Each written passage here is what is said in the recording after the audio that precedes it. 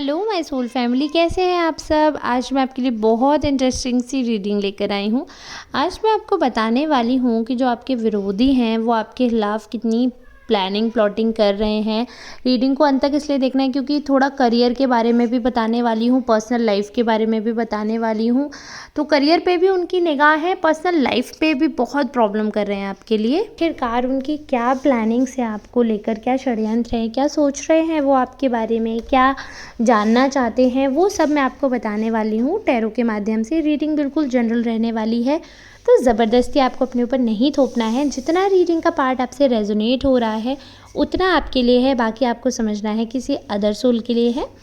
वैसे तो आप सब जो एनर्जी भेजते हैं उसी एनर्जी को पिक करके मैं आप सबके लिए रीडिंग लेकर आती हूँ, लेकिन फिर भी अगर कोई पार्ट ऐसा है जो रीडिंग का आपसे रेजोनेट नहीं हुआ है या कोई कार्ड ऐसा है जो आपसे रेजोनेट नहीं हो पाया है, तो आपको डिसअपॉइंट होने की ज़रूरत नहीं है।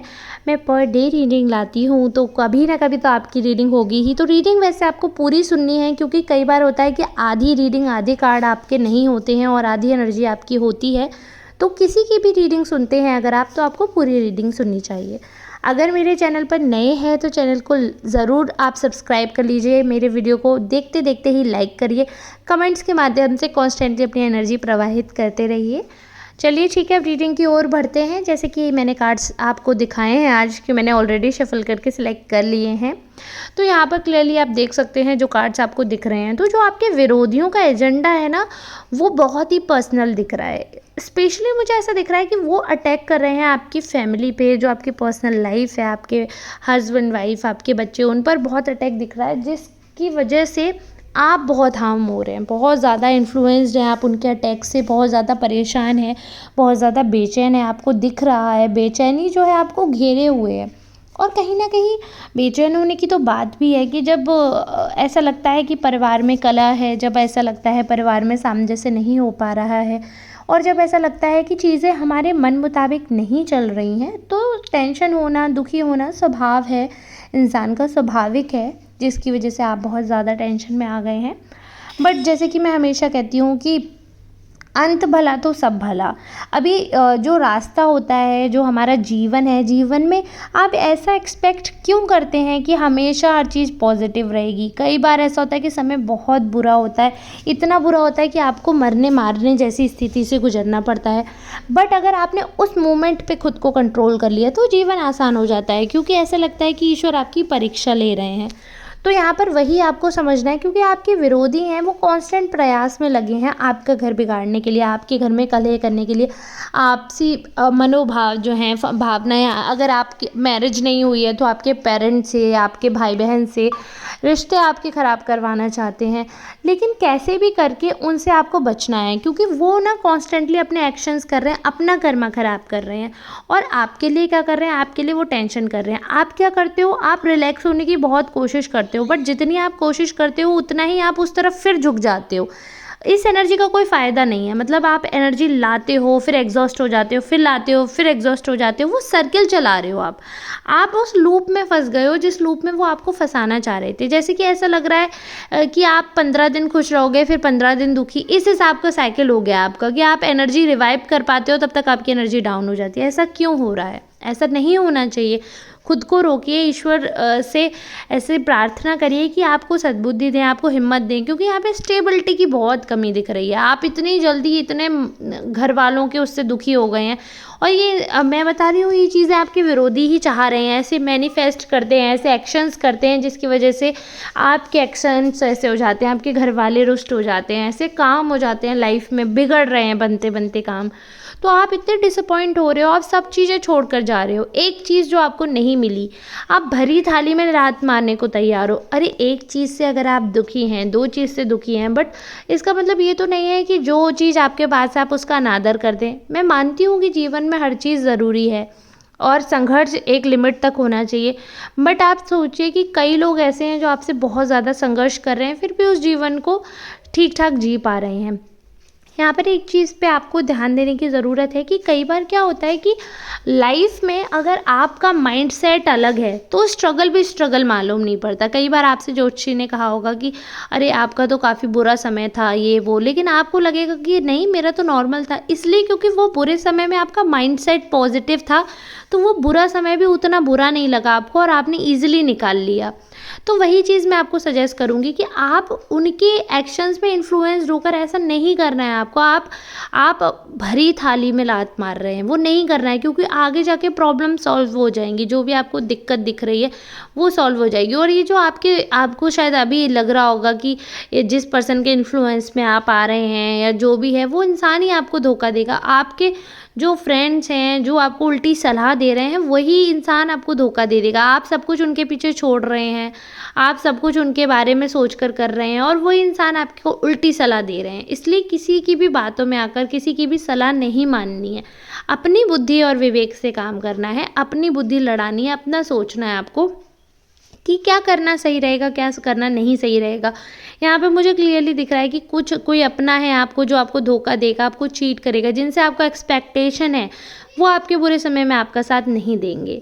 और कहीं न कहीं ऐसा दिख रहा है कि जो आपके विरोधी हैं वो आपको डिस्ट्रैक्ट बहुत कर रहे हैं। इतना डिस्ट्रैक्ट कर रहे हैं, कहीं न कहीं आपको किसी काम में लगाए पड़े हैं। अगर मैं करियर वाइज़ ये रीडिंग करना चाहूँ तो क्लियरली दिख रहा है कि आपकी अच्छी खासी ज़िंदगी में वो फालतू में आकर टेंशन दे देते हैं। इतनी टेंशन दे देते हैं और मतलब प्रमोशन भी नहीं होने देंगे आपको, फाइनेंशियली स्टेबिलिटी भी नहीं देंगे और आपको ऐसे वर्क प्लेस में रखेंगे, ऐसे काम करवाएंगे आपसे जिससे आपका जो मेन टारगेट है, जो आपका गोल है, वो आप अचीव ही ना कर पाओ। तो बहुत ही ज़्यादा आपके विरोधी हैं, वो अभी आपके अगेंस्ट चल रहे हैं हर चीज़ में ऐसा दिख रहा है मुझे। लड़ाई झगड़ा भी होता हुआ दिख रहा है, इमोशनली काफ़ी इम्बैलेंस दिख रहे हैं, बहुत ही ज़्यादा ऐसा लग रहा है कि जैसे लग्जरी लाइफ के लिए, विक्ट्री के लिए बहुत ज़्यादा स्ट्रगल करना पड़ रहा है, हसल है लाइफ में। मन जो है वो प्रसन्न नहीं हो रहा काफ़ी चीज़ों में। तो ऐसा नहीं करना है आपको। जैसे क्या होता है कि कई बार जीवन में हम लोग नहीं समझ पाते हैं कि हमारे लिए क्या सही है, क्या नहीं सही है, और हम गुस्से में आकर कोई डिसीज़न ले लेते हैं। तो यहाँ पर एक चीज़ मैं सजेस्ट करूँगी कि गुस्से में कोई भी डिसीज़न नहीं लेना है, या जब लड़ाई हो रही है, हीट ऑफ द मोमेंट कुछ भी ऐसा नहीं बोलना है किसी भी अपने इंसान से जिससे आपका रिश्ता ख़त्म हो सकता है और उस रिश्ते के ख़त्म होने से आपको बहुत कष्ट हो सकता है। ऐसा आपको करने से बचना है, तो आपके लिए बहुत बहुत अच्छा रहेगा, संतुष्टि मिलेगी जीवन में अगर आप ऐसा करेंगे तो। एक चीज़ और कि जैसे लोगों का जैसे कॉन्स्टेंटली आपको डिस्ट्रैक्ट कर रहे हैं, डिस्ट्रैक्ट इसलिए कर रहे हैं, आपको ऐसा ओवरलोड काम दे रहे हैं आपके जो, अगर आप वर्किंग हैं तो आपको आपकी जो काम करने की प्रोसेस है वो एक्स्ट्रा डाल रहे हैं आपके ऊपर प्रेशर, और इतना आप नहीं लोड ले पा रहे हो, इतना आप नहीं झेल पा रहे हो, इतना ओवरलोड कर देते हैं आप पर। तो कोई बात नहीं है, जो इंसान आप पे ओवरलोड कर रहा है, जो इंसान आपके लिए इतना गलत सोच रहा है, आप उसे इग्नोर करने की कोशिश करो, क्योंकि जब आप उस इंसान को इग्नोर करोगे तो आप ये चीज़ फील कर पाओगे कि इग्नोर करने से ये अच्छा हो रहा है कि आप आगे बढ़ पा रहे हो, आप उनके बिछाए हुए जाल में नहीं फंस रहे हो। क्योंकि इंसान जाल इसीलिए बिछाता है जब उनको लगता है, वो ऐसा प्रिडिक्ट कर रहे हैं ऑलरेडी कि मेरे ऐसे एक्शन से ऐसे ऐसे आप बर्बाद हो सकते हो, और आपने वही कर दिया, तो वो तो अपने मिशन में कामयाब होते हुए नज़र आ रहे हैं मुझे, क्योंकि आप वही कर रहे हैं। अब मैं आपको इसलिए बता रही हूँ ये चीज़ कि अगर ऑलरेडी आप इन्फ्लुएंस हो गए हैं, ऑलरेडी उनका मिशन में आप एक मोहरा हैं, ऑलरेडी आपने सब कुछ बर्बाद कर दिया, ऑलरेडी आप टेंशन में हैं, तो आपको इस लेवल पे नहीं जाना कि आप अपने ही दुश्मन बन जाएं। क्योंकि जो आप टेंशन ले रहे हैं, जो आप परेशानी अपने ऊपर ले रहे हैं, इससे क्या हो रहा है कि आप फिज़िकली हार्म हो रहे हैं, आपको पता भी नहीं है। अंदर अंदर अंदर अंदर आप अपने लिए बीमारियां बना लेंगे। फिर अचानक से आप सोचेंगे कि मैंने तो कुछ किया नहीं है, और अचानक से मेरे साथ ऐसा हो गया, तो कहीं ऐसा तो नहीं है किसी ने ब्लैक मैजिक कर दिया, ऐसा तो नहीं है कहीं कुछ प्रॉब्लम हो गई। बट ऐसा नहीं होता, सारी चीज़ें हमारी माइंड की होती हैं।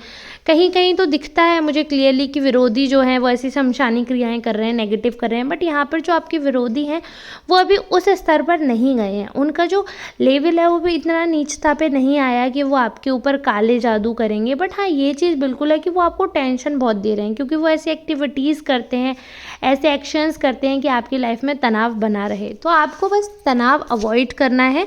थोड़ा सा दूसरों पे ट्रस्ट जो आप ब्लाइंडली कर लेते हैं, वो ब्लाइंडली ट्रस्ट नहीं करना। मैं ये नहीं कह रही हूँ रिश्ते तोड़ दीजिए, मैं ये भी नहीं कह रही हूँ भरोसा मत करिए, भरोसा भी करिए, रिश्ते भी रखिए, लेकिन एक दायरे में भरोसा भी करिए, आंखें खोल कर भरोसा करिए। अंधा भरोसा करना मूर्खता कहलाती है, क्योंकि कलयुग में अंधा भरोसा करने लायक लोग नहीं हैं। बाकी ये है कि आप सब मुझसे कहीं ज़्यादा समझदार हैं, मैं तो बहुत छोटी हूँ आपको ज्ञान देने के लिए, लेकिन फिर भी टैरो के माध्यम से जो मैसेज मुझ तक आता है, मैं सोचती हूँ वो ज़्यादा से ज़्यादा आप तक पहुँचाया जाए तो आपका भी भला होगा, और शायद आपका भला करने से मेरे करने से शायद आपको बोलना पड़े मुझे। अगर आप नए हैं पुराने लोगों से, तो अब मुझे लगता है बोलने की ज़रूरत नहीं है, आप लोग खुद ही लाइक और शेयर कर ही देते हैं, सब्सक्राइब और कमेंट्स भी करते हैं। तो आप सबका ऐसे ही प्यार और आशीर्वाद बना रहे, मेरी तो यही विजय है, और यही कामना करती हूँ कि आप लोगों की दुआओं में मैं रहूँ, आशीर्वाद देते रहें आप लोग, और थोड़ा सा सपोर्ट की आपसे कामना करती हूँ। चलिए ठीक है, मिलते हैं नेक्स्ट रीडिंग में, तब तक के लिए आप सबका बहुत बहुत धन्यवाद।